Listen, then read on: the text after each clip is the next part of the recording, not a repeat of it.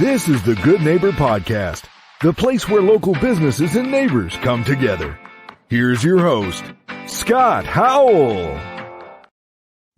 Hello, good neighbors, and welcome to the Good Neighbor Podcast, brought to you by the Friends and Neighbors Group of Cleveland, Dalton, and the greater Chattanooga area. My name is Scott Howell, and I am your host today. The purpose of the Good Neighbor Podcast, sometimes people listening for the first time wonder, what's this all about? Well, it's to bring awareness to the residents of our communities regarding the locally owned and or operated businesses in Cleveland, Dalton, Chattanooga, all the little surrounding communities. You know, small local businesses are the backbone of our communities, and they really need our support. And joining me today is our good neighbor, Janson Brown. Is that correct, Janson? Yes, sir. You got it. Janson Brown with Ruddle's Bread and Book. So glad to have you with us today, Janson. Scott, thank you so much for inviting me and having me on today. Absolutely. We're looking forward to it. I heard good things about what y'all do and what you have. I'm a registered bibliophile. Have you ever heard of those? I have. I am one myself. So I can't wait to get up there and check out your bookstore. But I understand that you offer a lot more than that. Before we dive into the business part, would you like to share anything with us about yourself and your family? Sure, yeah. So Ruddle's Bread and Book is actually owned and operated by myself and my wife, Kaylee Brown. She is actually the lead baker, and she gets into work every morning early in there to get all the fresh breads and bakery goods out every morning. It was kind of her vision of Ruddle's. Ruddle's is named after actually one of our dogs that kind of embodies the spirit and peace of calm and open-mindedness that we try and bring across with Ruddles. Me and Kaylee were actually not ever really on this path of trajectory for careers. We were actually both teachers here in Cleveland for a couple years each. She in the Cleveland City District and I as well. And we actually made the move to leave the school system and create Ruddles. We really wanted to do something with our hands and really put the work to the metal and see what we could do and what we could create. And here comes Ruddles. All right. Well, you kind of answered a couple of questions in one there that I had lined up for you. That's great. You're ahead of the game here. So for people that don't know what a bibliophile is, it's a book lover.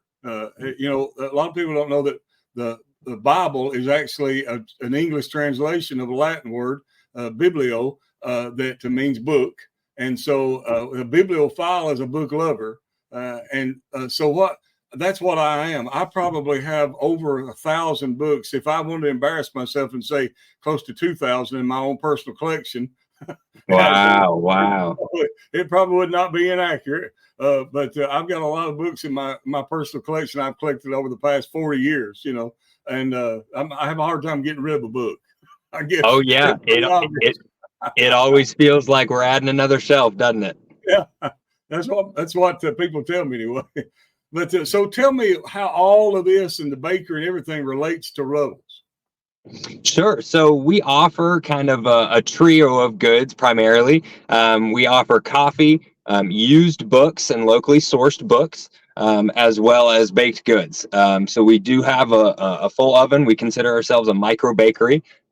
We locally source, like I mentioned, our books. So a lot of them are brought in from our trade-in system. So our customers are able to bring in their books that may be taking up space on their multiple shelves at the house, and bring them in and kind of refresh our shelves as well as refreshing their own.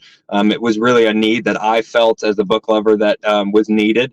And we offered that. And our baked goods, we make everything fresh every morning, as well as our syrups and flavors for our coffees and lattes we make in-house. No pumps or preservatives in the store. So we really like to put some love and thought into our syrups. And we also use in-seasonal items.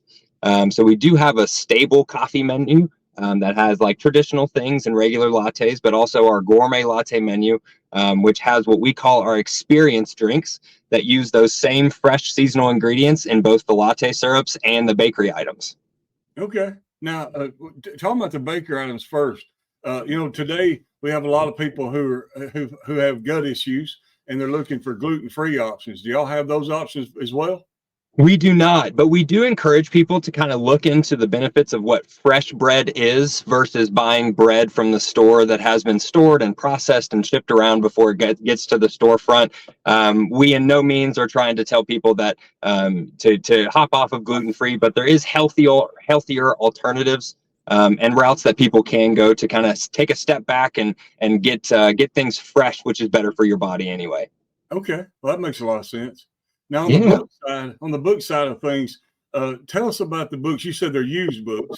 Are there any certain genre or any certain, tell us about that part of it. Yeah, so we have a collection of books that kind of vary, but we do have a collection of multiple genres that include historical fiction, fantasy and fiction. We have a mindset growth items for female and masculine. We have poetry books and short story books. We have a romance section, as well as multiple sections that we call human relationships and human experience books. We also have a really big section of children's books. We offer anything from novels like Tale of Despereaux, Aragon, Spiderwick Chronicles, to children's books like Winnie the Pooh, Disney books, and educational books as well. Okay, just for adults and children alike. Yes, sir. Bring the whole crew. And when they come in, if you have bread, do you have a place for them to sit down and eat? We do. So we have seating space inside. We have multiple tables. Everything inside is a really cool experience. We've thrifted everything inside and built Ruddles from the ground up. All the tables and chairs are really something that we wanted to bring the spirit of it being used before, and the things have been loved on, and bring those and breathe new life into chairs and tables to get more love. And we also have a patio outside. We are connected to the First Street Square Park. That's located right off of Inman Street in downtown.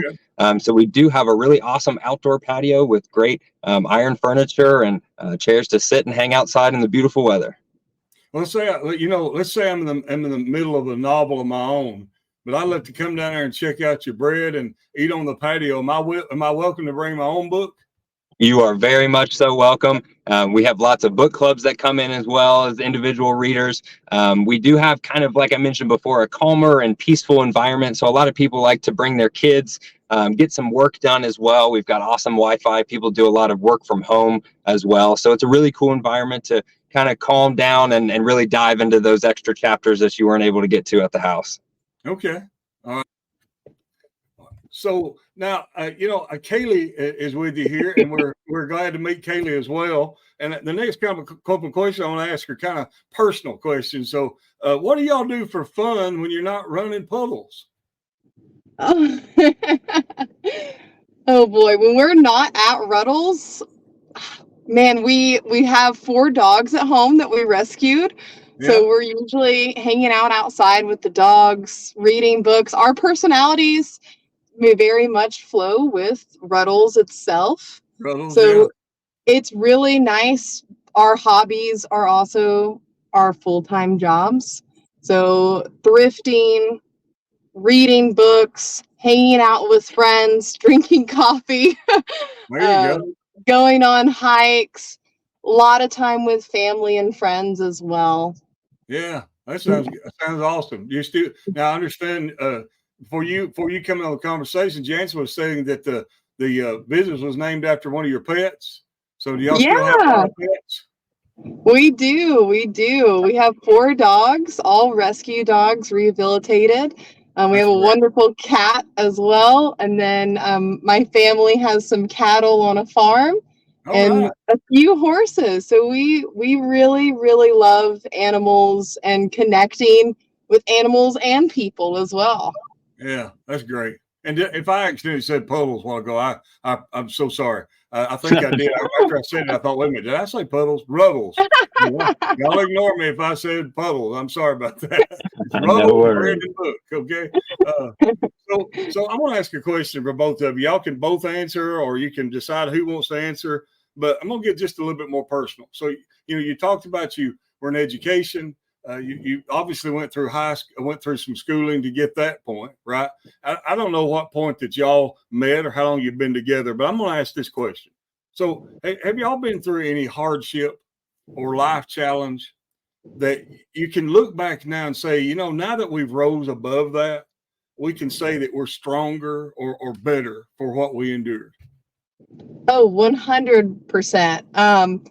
We've been together since 2016, when we were just starting college together, 18 years old, and lots of what do we do with life questions. Yeah. And where do we go from here, and seeing cycles that we didn't want to be a part of. Okay. We did a lot of traveling. Both of us would take trips every single year together for 8 years straight. And Janson really introduced me to the third place theory, which Yeah, the third place theory, I guess it kind of answers your question in total. Okay. There's locations outside of your work and your home environment. Typically, people just have those two, and they frequent that 90+% of their time. There's been studies that show that having a third place that is a healthy alternative to building community outside of those regular two places. And adding to that connectivity of your community and the people around you immediately. That's a really, really cool thing. And we wanted to bring that. We've seen that culture all over the world. We had some struggles ourselves building the right communities around us, both personally and in social situations. We were running into things where we weren't liking outcomes, and we weren't liking how people were acting as groups and things like that. And we really wanted to bring back kind of that old, sometimes I compare it to a barbershop kind of feel, where everybody is just kind of sitting around, really, really talking the talk and telling what means good things to them and what's going on around them. And that's how you learn your day-to-day information. So y'all are kind of like the Cheers bar without the beer, right? Is what you're trying to say? Yeah, I like Where that. everybody knows your name, right? There you go. Yeah, and I think that really embodies, over the past 8 years, we've just traveled to all these locations and asked ourselves, why do people go here? Why do people love it? Why is this community thriving? Yeah. And we really wanted to bring that to Cleveland, to be honest with you. Us going into education, we have a deep love for healing our community and growing our community. And we saw that we could do a lot more for more age groups and more hands-on community outside of the school systems. And from our travels and us going all over the country and other countries as well, being able to bring that to your hometown is really special. And our community shows that. In the short period of time, we have built a very strong and healthy ecosystem for people to exist within. Well, I can see that working in Cleveland. To me, I love the whole Chattanooga area, don't get me wrong. But Cleveland, what always amazed me about Cleveland is it's almost like it's like its own mini place. You think about restaurants and shopping, almost everything that you would want outside of the larger big box store. Those things are there. And the small little local community, neighborhoods where you get, we're on here because we're trying to promote the local business owner, right? And there's so much of that in Cleveland, and I can see kind of an eclectic community in a way. I can see what you have brought there being welcomed, and it's such a little bit smaller area, so people can know about you faster than you would if you were in a large city. If that makes sense. Yeah, and Scott, I think what really speaks to that is you were actually recommended us through Susan Hyder with Hyder Hangout, Quilt Fabric and More, and it was cool because that I met Susan before Ruddle's had even come into existence. I was actually doing some clothing design and fashion work of my own, and had my own little independent company that I was trying to do some stuff with, and I actually found some mentorship with Susan. She taught me a lot of techniques and really cool things, and really introduced me more intimately into downtown Cleveland. And then I think it really was 2 weeks later or a week later, we ended up meeting Sherry Brown, who owns some property downtown, who's been a business mentor to us, and took off from there, and here we are. I'm so happy for y'all, young people, but successful. I love it. Just start something from scratch, and it's welcome to the community. I think it's wonderful. And I want to ask Thank one you. more question. Yeah, absolutely.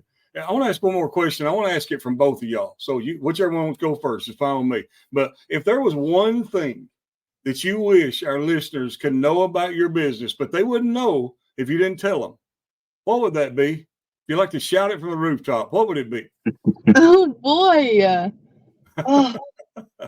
It's hard. We're really transparent, to be honest with you. We live what we say, and I think being wholehearted, our customers know us. There's not much that they don't. We make everything in-house. We know every ingredient and everything. We handpick every single book.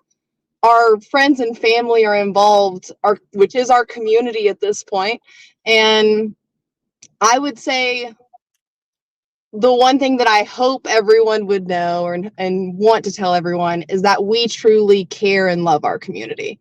And we are not doing this to have a get rich quick business. We're doing this because we want to be a part of our community and heal our community in a way that we truly own and operate our business. And I hope everyone knows that. Yeah, that's a beautiful way to put it. What about you, Janson? What crosses your mind? I think I would really just want to double down and get across to people that Ruddle's is a place of peace and love, and like Kaylee said, a wholehearted place of open-minded thinkers, people who want to learn, people who want to connect. It's a great place to both be self-aware and add to your community. We love Ruddle's and wish that we could share it with the world. Well, it sounds like to me what I hear y'all are saying. It sounds like to me if people are in Cleveland, they want to go to a calm place where they can rest their mind and relax and read a book or listen to somebody else talk about the conversation, whatever it is. They want to engage in conversation, want to get some good bread while they're doing it, some good coffee, lattes. That Ruddle's Bread and Book is the place to go. That's what I hear. Right on the money. Yeah. I mean, I love it. I think it's awesome that you've just created this little place from your travels and people are welcoming it and receiving it well. I think it's awesome. So before we go, tell us about how people can find you, whether online or offline. Sure. Yeah, we've got a plethora of social media platforms. We've got an Instagram at Ruddle's Bread and Book. Facebook, you can look up Ruddle's Bread and Book. And then ruddlesbreadandbook.com is our website. Yeah. Okay. And what's your address of your location there? Yeah, we're 241 Inman Street. Our parking is around the First Street Square. Right now there is construction, so we do only use our patio entrance in the back. Okay. On First Street Square as well, on Sundays, we have Farmers on First, which is a local grocery market that we've created with collaboration of local true farmers. Okay. You can get your weekly groceries there, and that's physically on the First Street Square, which is our parking lot. So go get your fresh goods from the farm. Go get some fresh bread, a good latte, find you a good book to read, and just calm down. There you go. Let everything, let the world go by, right? There you go. That's a good tagline for Ruddle's Bread and Book. Let the world go by. Spending time with your good neighbors. All right, guys. It's so good. It's so nice to meet y'all. So wonderful to meet you. And I wish you nothing but continued success. And thank y'all for being on the program with us. Thank you, Scott. We appreciate you. Thank you. To all the good neighbors of the Cleveland and the Chattanooga area, after meeting with Janson and Kaylee and learning more about Ruddle's, I got it right this time, Ruddle's Bread and Book, we hope that you'll take a moment to consider all they have to offer. And remember them when you need or want those products and services that they provide. And before ending this episode, I'd like to thank you all, the listeners, for taking the time out of your busy day to visit with us at the Good Neighbor Podcast. Always remember to support the locally owned and or operated businesses in Cleveland, Dalton, and the greater Chattanooga area. I wish I had the time to mention all the communities, but you know who you are. You're all important to the greater Chattanooga area. This is Scott Howell of the Friends and Neighbors Group. Everyone go out and make this a remarkable day. Thank you for listening to the Good Neighbor Podcast. To nominate your favorite local businesses to be featured on the show, go to gnpcleveland.com. That's gnpcleveland.com or call 423-380-1984.